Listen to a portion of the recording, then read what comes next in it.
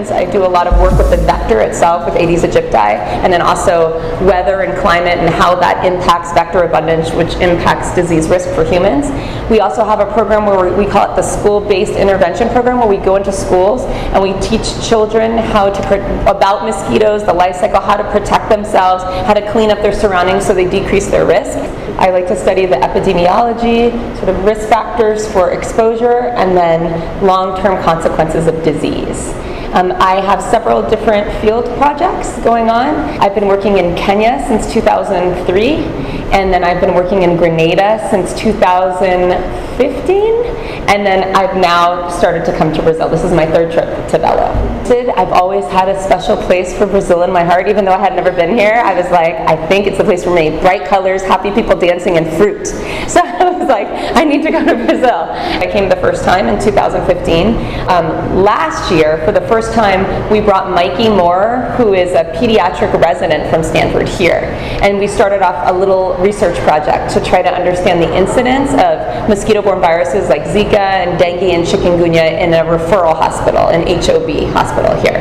So when we started this project last year, we were expecting to see a lot of children coming in with dengue or Zika or chikungunya, and there were none. I don't know if you've noticed, but there's a very large decrease in the incidence of these infections, which is really good news. And so we're trying now to understand how that's happening. Is it that the viruses are protecting other viruses from showing up? Is it that the environment's been cleaned up, vector control? Is it people? Have they changed their behavior? Is there something else happening? And now we're coming back this year to follow up on that project. With Mikey coming, with the resident, the students have been amazing at Faseh. They are really what makes the partnerships work, because not only, I think all of global health really is about relationships, right? And it's that one-on-one sort of like human connection that sustains things, because funding comes and goes and all these things, but when you have a relationship with someone and you have a shared vision, I think it really speaks to the bond. And so the students have been amazing. They've been so helpful, and they're so excited about global health, and so we really enjoy working with them. We want to build a really wonderful partnership that deals with both education and then also research and clinical performance, which is along the lines of the Stanford mission and then also Faseh's mission. I've had a lot of different people that I've been meeting with, because we're very interested in sort of expanding the work that we can do here.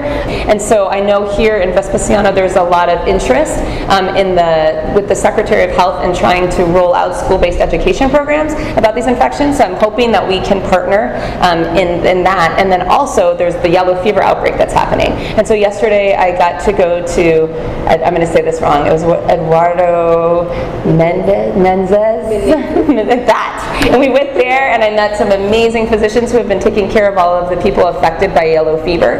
And so we talked about possible collaborations there also. So I think there's a lot of great potential here to build more of a strong relationship and collaboration between Stanford and Faseh.